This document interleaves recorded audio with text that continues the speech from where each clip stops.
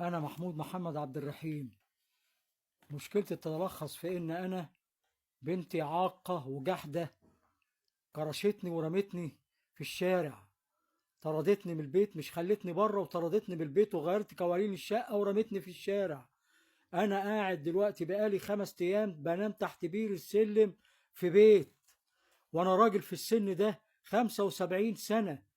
بنتي تعمل فيا كده، أنا هفضل كده نايم بره في الشارع تحت بير السلم؟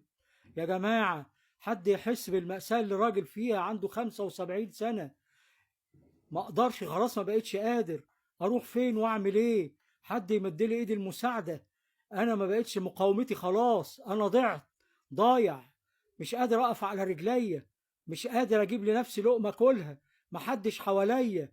يا جماعة، حد يساعدني. شوف المأساة اللي انا فيها، انا بنام تحت بير السلم يا اخوانا، وانا في سن مش قادر. خلاص رجليا ما بقتش قادر اقف. حد يحس بالمأساة اللي انا فيها دي وشوف لي حل.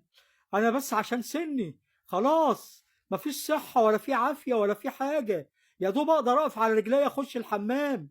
يا جماعة غتوني، حد يمدلي ايد المساعدة ويحس بالمأساة اللي انا فيها. ارجوكم ارجوكم عشان خاطر ربنا،